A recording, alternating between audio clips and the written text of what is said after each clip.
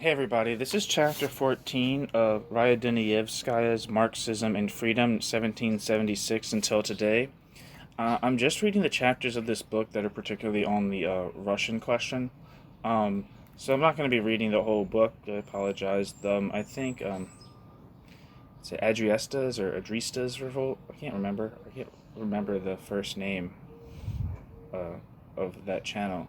But that person has put up a very good overall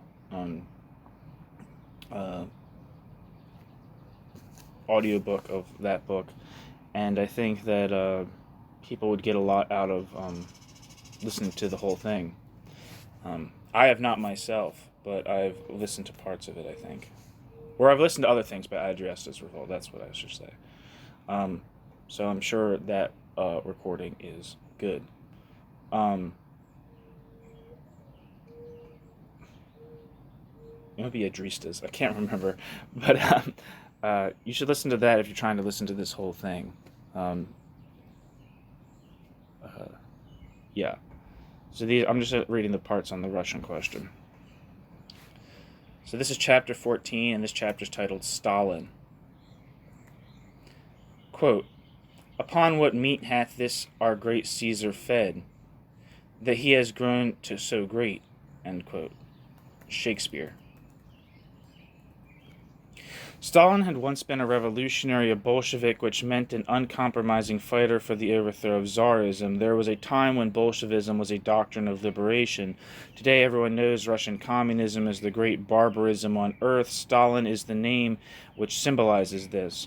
It was this one-time revolutionary who initiated and carried through with unmatched brutality the great counter-revolution in all history. But Stalin is only the Russian name for a phenomenon that is worldwide. Two questions stand out. One, why does any individual behave like that? What objective movement in the economy, what class impulses necessitate such brutality? Two, what specific characteristics in a man enable him to become the receptacle and the executor of class...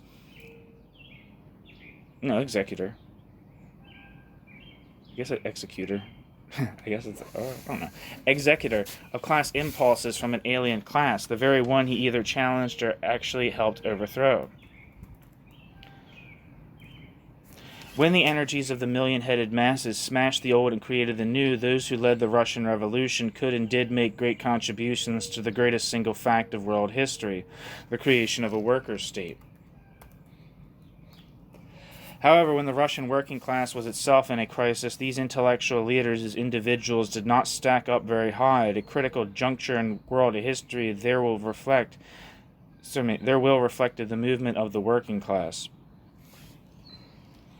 But as Lenin pointed out in his will, quote, "A seriously false turn at that juncture could unloose the disintegrative of forces at work in a dual worker-peasant state which is surrounded by world capitalism, from which it cannot fully free itself without the help of the advanced European working class." End quote. Lenin.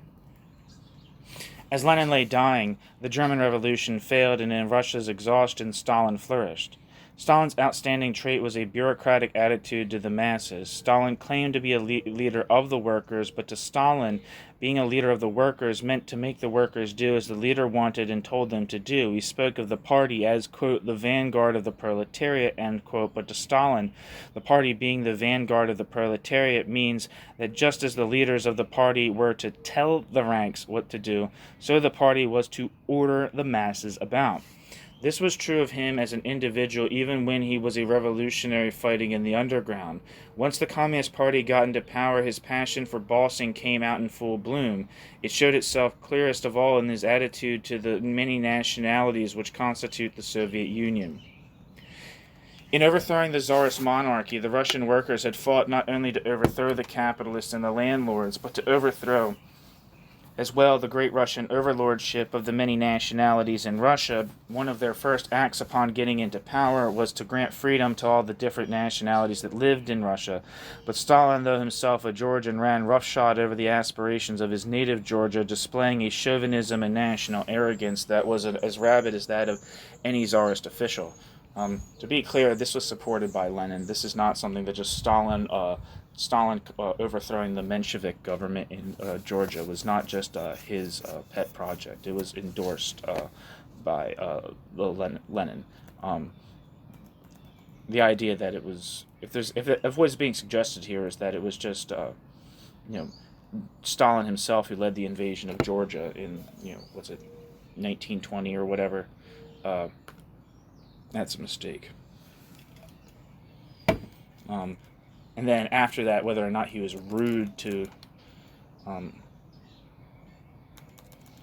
or chauvinistic, or a pig, or authoritarian, dictatorial or something that towards Georgians as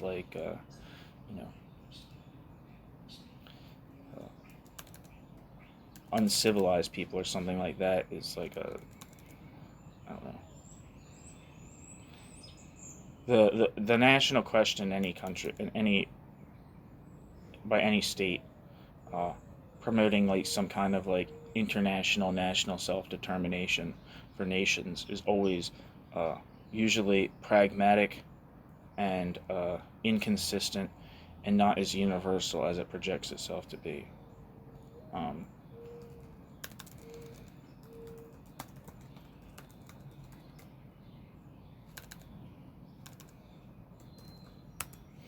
Sorry, I gotta read the Wikipedia for this real quick on the Red Army invasion of Georgia. The Red Army invasion of Georgia that took place from February to March 1921, also known as the Georgian-Soviet War, the Soviet invasion of Georgia, was a military campaign by the Russian-Soviet Red Army aimed at overthrowing the Social Democratic Menshevik government of the Democratic Republic of Georgia and installing a Bolshevik regime, Communist Party of Georgia, in the country. The conflict was a result of expansionist policy by the Russians, who aimed to control as much as possible of the lands which had been part of the former Russian Empire until the turbulent events of the First World War, as well as the revolutionary efforts of mostly Russian-based Georgian Bolsheviks who did not have sufficient support in their native country to seize power without external intervention. The independence of Georgia had been recognized by Russia in the Treaty of Moscow, signed on the 7th of May 1920, and the subsequent invasion of the country was not universally agreed upon in Moscow. It was largely engineered by two influential Georgian-born Soviet officials, Joseph Stalin and Sergei Ordzhonikidze, who on the 14th of February 1921 received the consent of Russian leader Vladimir Lenin to advance into Georgia on the pretext of supporting the alleged, quote, peasants and workers' rebellion, end quote, in the country. Russian forces took the Georgian capital, Tbilisi, known as Tiflis, I think it's to most non-Georgian speakers, after heavy fighting, and declared the Georgian Soviet Socialist Republic on the 25th of February 1921. The rest of the country was overrun within 3 weeks, but it was not until September 1924 that Soviet rule was firmly established. Almost simultaneous occupation of a large portion of southwest Georgia by Turkey, February to March 1921, threatened to develop into a crisis between Moscow and Ankara, and led to significant territorial concessions by the Soviets to the Turkish national government in the Treaty of Kars. Back to the text.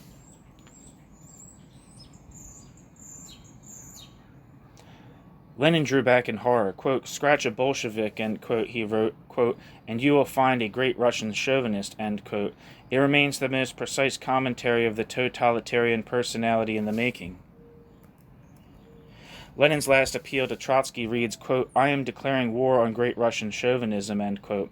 Lenin's last theoretical contribution on the national question continued, quote, "It is said we need a single apparatus. From where come such assertions?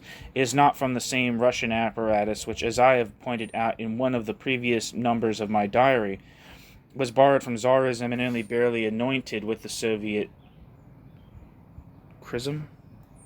Chrizm, is that a word? A chrism is a mixture of oil and balsam, consecrated and used for anointing a Baptist and in other rites of Catholic, Orthodox, and Anglican churches. All right, that's what a chrism is. End quote, Lenin. When Stalin began his struggle for power as Lenin lay dying, he moved quite empirically. The road to power seemed obvious. It was to get control of the party, which was the state, which was the economy. To get the party which was in power meant to get control of its functionaries, those people who displayed a, quote, passion for bossing, end quote, and whom Lenin had fought. These Stalin embraced. He knew them and knew how to talk to them. Where Lenin appealed to the non-party masses to help him expose the vain communist bureaucrat, Stalin was later to appeal to the non-party careerists to flood the party and help defeat Trotsky. It wasn't as Trotsky thought because the new members didn't know the issues in dispute. It was that they chose what Stalin represented.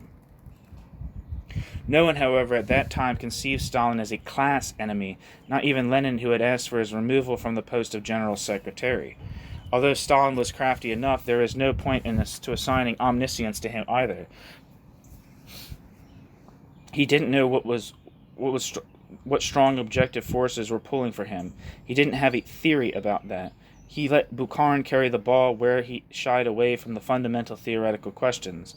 That does not mean that theory didn't matter to Stalin, but as yet Stalin didn't know what theory he would espouse. Stalin was nowhere the mediocrity Trotsky made him out to be. He was capable enough when he wanted to win that way. It was he who made Trotsky argue on his ground, his fantastic notion of, quote, socialism in one country, end quote. It was he who made Trotsky's, quote, permanent revolution, end quote, appear as an immediate adventuristic scheme that was out of all bounds for exhausted Russia in the 1920s. He wasn't playing intellectual games. He was playing for power. He maneuvered with one faction, then with another. He played the modest man who didn't hunger for Lenin's mantle and portrayed Trotsky as one who did. Thus he defeated both the left and right oppositions and became the undisputed leader of the party. The first problem that confronted Stalin when he won the victory of party power was that the kulak refused to turn grain over to the Soviet state. That decided the sudden zigzag for the abolition of, quote, the kulak as a class, end quote, just as the resulting chaos made him turn backwards with his, quote, dizzy with success, end quote, speech. Famous speech. Sorry, I lost my spot.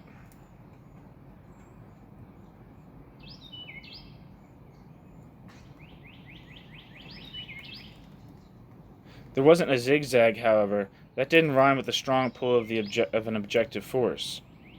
Once the Russian people, quote, to a man, end quote, did not run the economy and the state, once the German Revolution, too, was defeated, once world capitalism regained its strength and the vortex of the world market had full sway, the logic of the the Russian development was startling, unforeseen, but inevitable.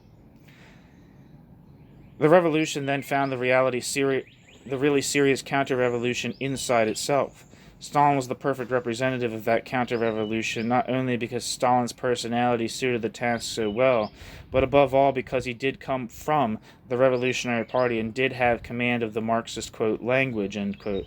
So corrupt and outlived is capitalism that it cannot hope to win except by pretending to be other than it is. Hitler, too, knew how to call his fascism nationalist socialism. Stalin was Hitler's superior by far because his functionaries came from the working class. In Stalin's zigzags and lack of theoretical acumen was the straight line of development of the newly emergent world phenomenon of state capitalism. It now had a personality, a totalitarian personality, armed with a theory of totalitarianism called, quote, the monolithic party, end quote. Nor was the, quote, liquidation of the kulak as a class, end quote, as ludicrous as Trotsky made it appear. It is true a class cannot be liquidated by fiat. A class is such by virtue of its role in production, and production would have to be entirely differently motivated to overcome a class. That is certainly not a job to be done in a day or a year, but objectively this is not what Stalin meant. Objectively, the kulak couldn't stand up to the combined might of state and industry. That was true even under, quote, ordinary capitalism, end quote. Agriculture lost out to industry in the long run. Stalin saw that it happened in an enormously accelerated fashion. State power enforced collectivization so rapidly that he could dream of, quote, liquidating the kulaks as a class, end quote. He first now became conscious of representing a new force, state power, the state plan, the state economy, the state party. There was going to be no, quote, withering away, end quote, of Stalin's state. Stalin's rule was absolute, and so was his theory and ideology. In 1931, slogans, quote, "end depersonalization," end quote, got nowhere. By 1934, however, when there was sufficient means of production built up and insufficient means of consumption to go around, there were enough opportunists to create a, quote, mass, end quote, base for the ruling bureaucracy. Again, the creation of Stakhanovism was done in hothouse fashion. This time, however, as opposed to the time of liquidating kulak resistance, there was but one purpose: to appropriate the wealth created by the workers. No ghost come from the grave was needed to tell him of this. Stalin concluded it was time to legitimize the new class called the, quote, classless intelligentsia, end quote. The new Stalin constitution likewise had no need for ghosts from the past. It was then that he planned the macabre Moscow trials to kill off at one and the same time what was left of the, quote, general staff of the revolution, end quote, and the workers who resisted the norms set by the plan. Stalin acted that way to the Russian people. Stalin acted that way to Hitler. Stalin, set the conditions for the Nazi-Soviet pact. Stalin's share of Poland was only one of the territories he wanted. He didn't get from Hitler, namely all of Eastern Europe, he got from the Allies. What he didn't get from Hitler, namely all of Eastern Europe, he got from the Allies. When the war was over in 1945 and he was victor over his immediate enemy, he wanted to move straightway towards world conquest, especially if he could get others, Chinese and North Koreans, to do the fighting.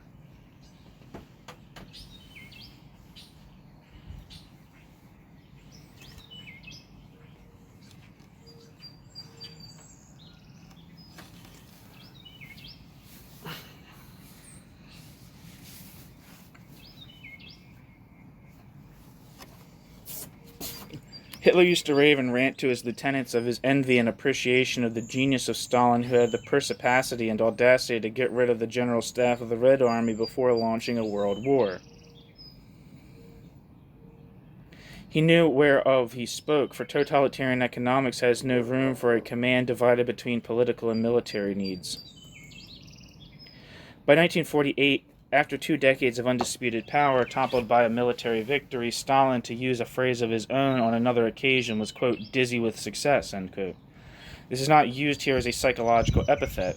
His exhilaration from success was a sign that he no longer was responsive to the objective needs requisite for a struggle for world power. The bureaucracy whom Stalin had so long and so fully represented began to find him inadequate to the new situation created by the end of a world war which no one really won, but which left each of the two state capitalist giants so exhausted that a halt had to be called. Stalin failed to grasp the new situation. Stalin had won a war, a mighty war over Nazi Germany, yes, but Stalin had yet to face the real contender for world power, the United States. Economists like Varga were saying that if plan means, quote, no general crisis, end quote, then there will be no general crisis in the private capitalist world. Plan, said Varga, is no longer a monopoly of, quote, socialism, end quote. The war showed that the Allies who also planned and meant to continue to plan and not to let a depression follow the war. One top economist, Maria Natanova-Schmidt, spoke of a state capitalism in the spirit in which Lenin had analyzed it. Quote, the book, end quote, she began, referring to Varga's work, quote, lacks an analysis of the new great changes connected with the transition from simple money monopoly capitalism to state monopoly capitalism as Lenin understood this transition, ... During the war, world capitalism took a step forward not only toward concentration in general, but also toward state capitalism in an even greater degree than formerly, end quote.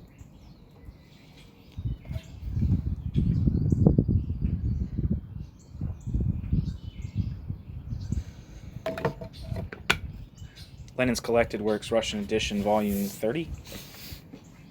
Quote, where Lenin unites the concept of, quote, state and of monopoly, Comrade Varga seems to separate them. Each exists by itself. And meanwhile, in fact, the process of coalescence of state with monopolists manifests itself quite sharply at the present time in such countries as the USA and England, end quote. This for Stalin was, quote, dangerous cosmopolitanism, end quote.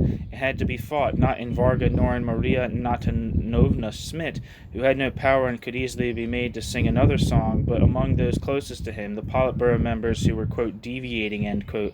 The first to go was Voznesensky, chairman of the State Planning Commission. One second. I want to see if this Voznesensky is anybody.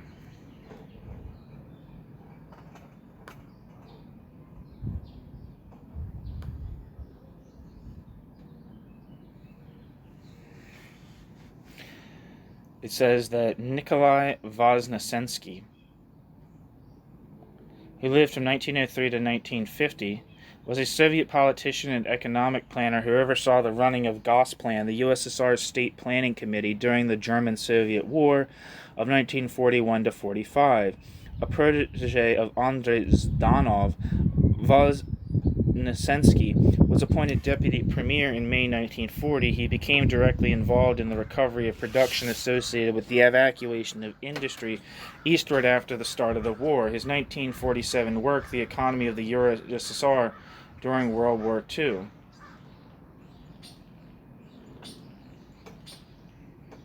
Quote, the economy of the USSR, also known as the war economy of the USSR in the time of the Patriotic War, records those years. Following the war, Voznesensky was persecuted during the 1949 to 1950 Leningrad affair. In a secret trial, he was found guilty of treason, sentenced to death, and executed immediately. The military collegium of the Supreme Court of the Soviet Union rehabilitated him in 1954.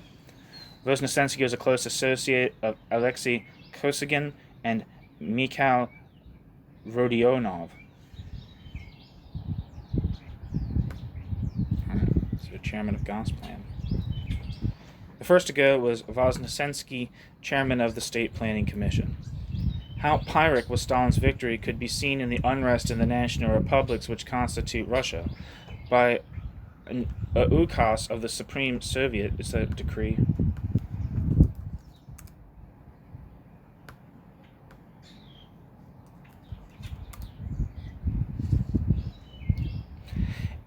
An edict of the Russian government, an arbitrary command. All right, I know some words. All right. By an ukaz of the Supreme Soviet, 5 autonomous republics were liquidated. Russia had suffered the greatest devastation and was in crying need for a labor force to rebuild the country. It could not hope to have that force enlarged by the return of slave laborers in Hitler's Germany. Too many had willingly escaped from the prison which was Stalin's Russia. Anyone who was in Germany at the end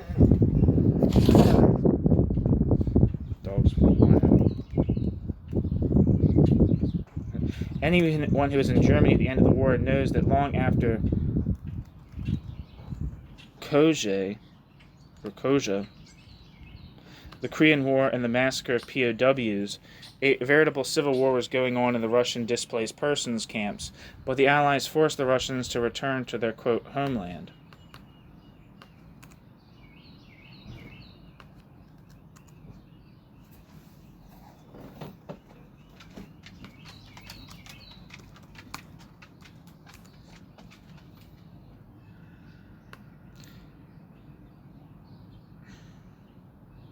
Yeah, I'm not seeing anything for Korea.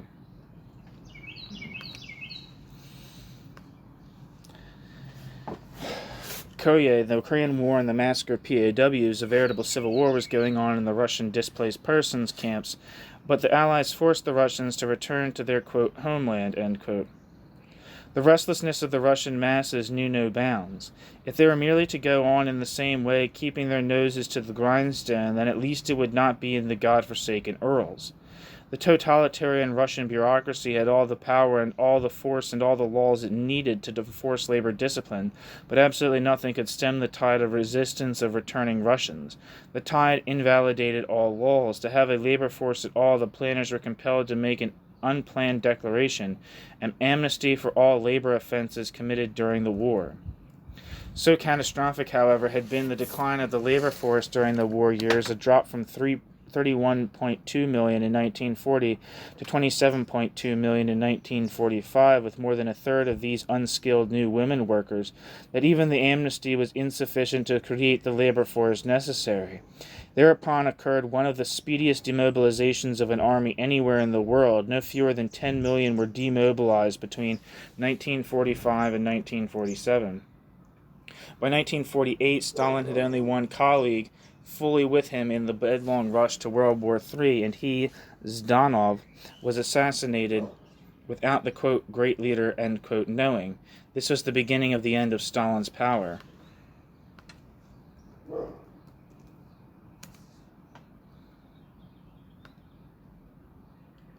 Zhdanov. Andrei Zhdanov was a Soviet politician and ideologue.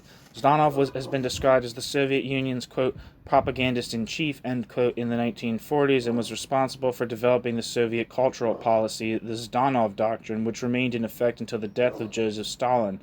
Zhdanov was considered Stalin's most likely successor, but died before him.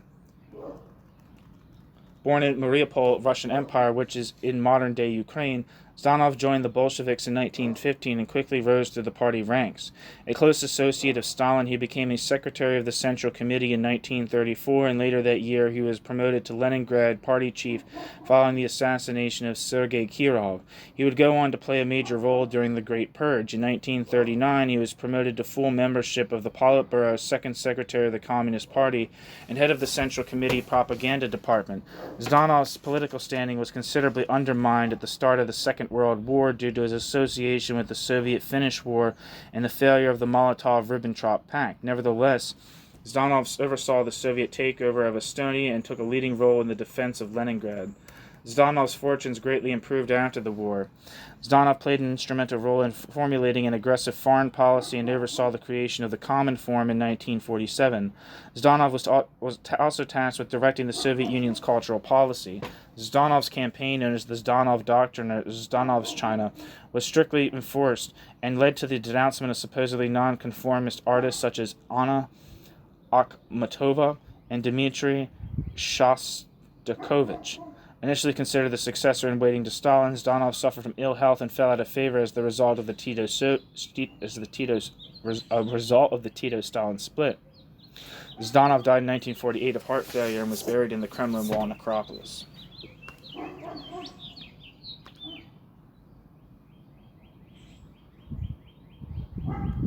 Back to the text.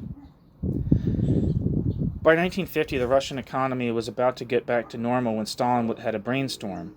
It was known as the, quote, Stalin Plan for the Transformation of Nature. Stalin Plan for the...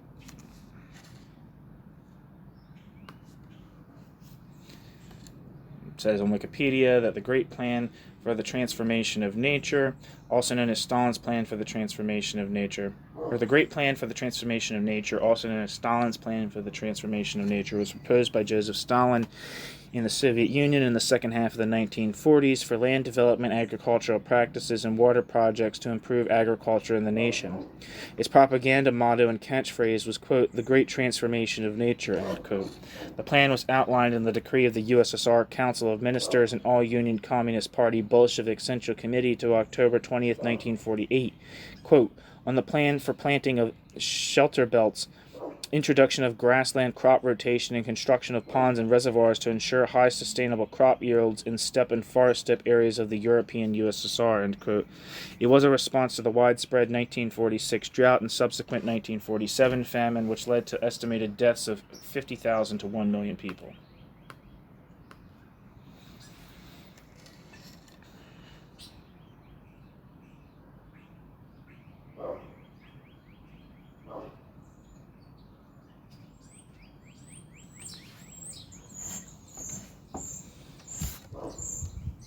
By 1950, the Russian economy had about got back to normal and Stalin had a brainstorm. It was, back to the text. It was known as the, quote, Stalin Plan for the Transformation of Nature, end quote. To put the scheme into effect, Stalin brought to Moscow one Nikita Khrushchev from the Ukraine, where he had been premier. This man had been ruthless enough to put down actual armed insurrection, and now he was given the job to announce the most fantastic scheme yet, the creation of agrogorods, agricultural towns. Just like that, decree them, and they shall arise. One second.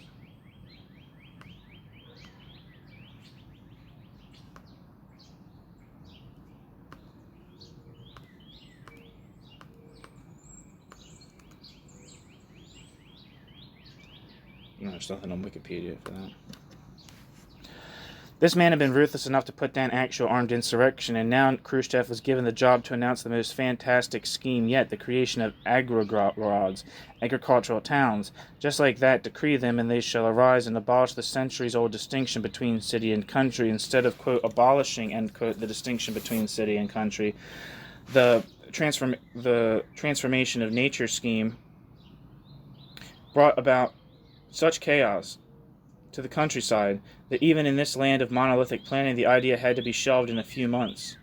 It was easy enough to have songs written about this irrigation, which would soon produce enough food to feed 100 million people. It was something quite different to convince the peasant to transport at his own expense and his own time his little hut in the collective farm to the agro-town which was yet to be created, while the apartment house in which he was to live like a worker had not only not been built, it had not even been planned. But if Stalin had to be satisfied with something less than the, quote, abolition, end quote, of the difference between city and country, he was going full speed ahead towards a head-on collision with the United States, at least where he could get the Koreans and the Chinese to do the fighting for him. There was no breathing spell, let alone peace. Yugoslavia had defected. The iron-fisted Stalin was clearly becoming a millstone around the neck of the bureaucracy which yearned for a truce between wars. Stalin may have read the handwriting on the wall. He certainly took no chances with his two eager heirs. Though he let Malenkov read the main address at the 19th Congress, he made his greatest bid to remain the immortal theoretician with his 1952 magnum opus, Economic Problems of Socialism.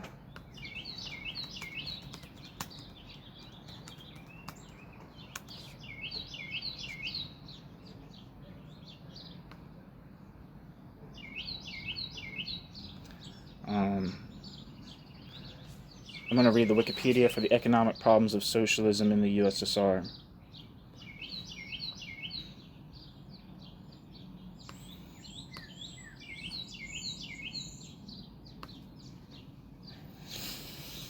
Economic Problems of Socialism in the USSR is a work of political economy written by Joseph Stalin in 1951. It was one of the last works published before his death.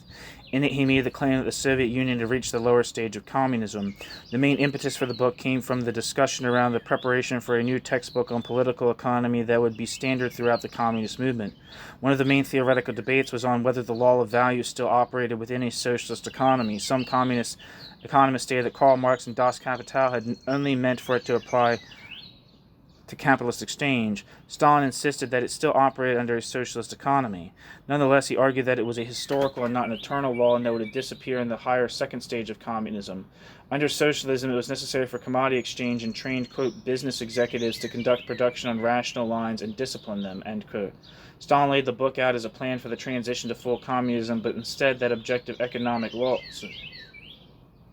Stalin laid the book out as planned for the transition to full communism, but insisted that objective economic laws would still have to be followed. The main topics are the following. 1. Character of economic laws under socialism, commodity production under socialism, the law of value under socialism, abolition of the antithesis between town and country and between mental and physical labor, and elimination of distinctions between them. 5. Disintegration of the single world market and deepening the crisis of the capitalist world system. 6. Inevitably a war between capitalist countries, the basic economic laws of modern capitalism and socialism. Stalin also insisted that wars between capitalist nations were still inevitable, a position that Eugene Varga had disputed.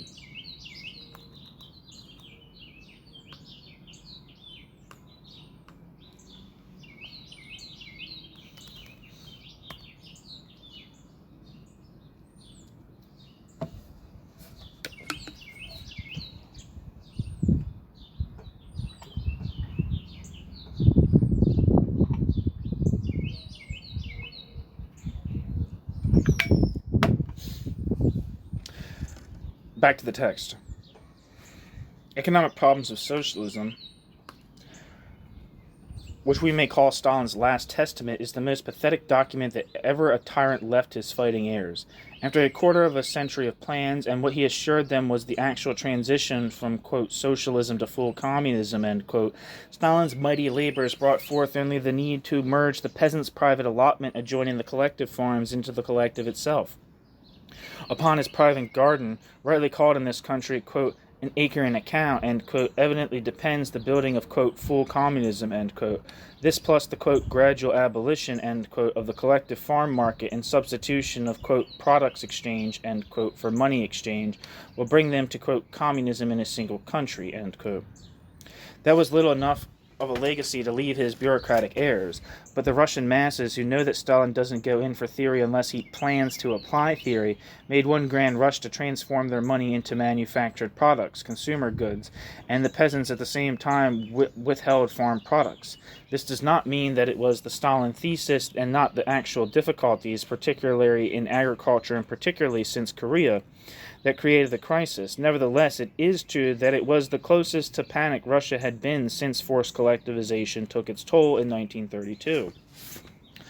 The minute Stalin was buried, the bureaucracy ran from his last testament like rats from a sinking ship.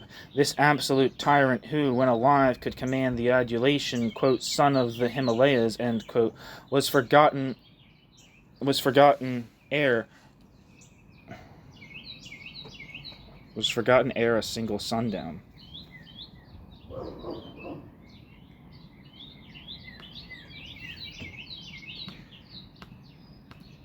The sun from the Himalayas, is that something?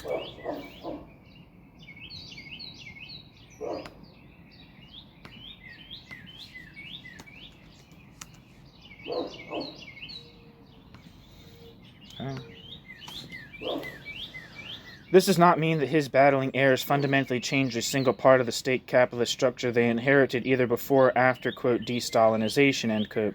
They continue, quote, communism, end quote, as a system of the most sweated labor in a modern industrial society buttressed by a vast complex of spies and counter-spies.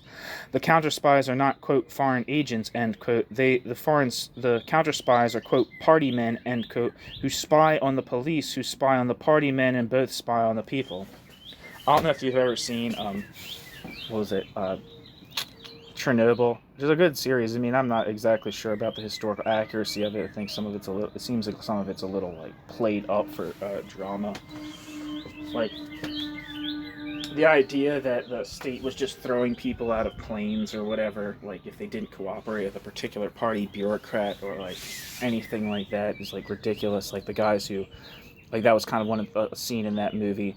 There was in that show, and there was like another thing, but I think it's kind of, I don't know, not that it wasn't an authoritarian society or that it wasn't a bureaucratic society or anything like that, but like some of like the dramatic moments of it were like kind of heavy-handed. But in that show, they're talking about exactly this, like one of the like the KGB guys is following one of the main characters, and he says, like, the KGB is just a circle of accountability.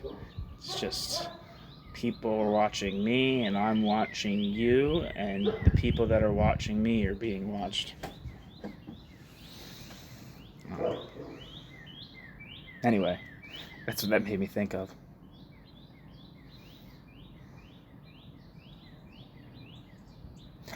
This does not mean the death of Stalin brought about the new conflicts in Russia. It would be far more correct to say that continuous inner crisis in Russia had produced Stalin's death. It does mean that the death of Stalin symbolizes the beginning of the end of totalitarianism, not on the part of his heirs, but from the forced labor camps in the wilds of Siberia that buttressed the Russian regime. But before the challenge from Vorkuta, the bell of freedom sounded in East Berlin, in the heart of Europe.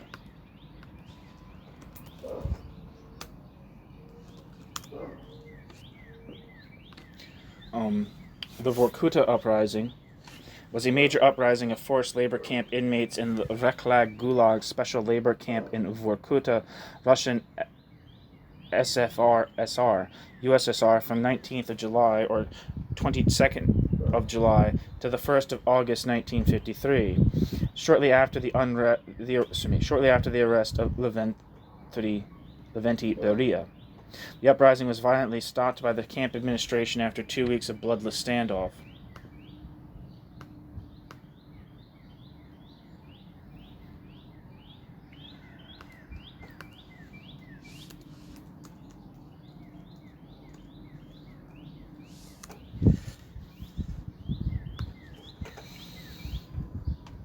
And then just another thing for that, just going to quickly read the Wikipedia intro for the East German Uprising of 1953. The East German Uprising of 1953 was an uprising that occurred in East Germany from the 16th to the 17th of June 1953. It began with strike action by construction workers in East Berlin on the 16th of June against work quotas during the Sovietization process in East Germany. Demonstrations in East Berlin turned into a widespread uprising against the government of East Germany and the Socialist Workers Party the next day, involving over 1 million people in around 700 localities across the country. Protests against declining living standards and unpopular Sovietization policies led to a wave of strikes and protests that were not easily brought under control and threatened to overthrow the East German government. The uprising in East Berlin was violently suppressed by tanks of the Soviet forces in Germany and the Kazenierter Volkspolizei. Demonstrations continued in over 500 towns and villages for several more days before eventually dying out. The 1953 uprising was celebrated in West Germany as a public holiday on the 17th of June until German unification in 1990, which was replaced by German Unity Day, celebrated annually on the 3rd of October.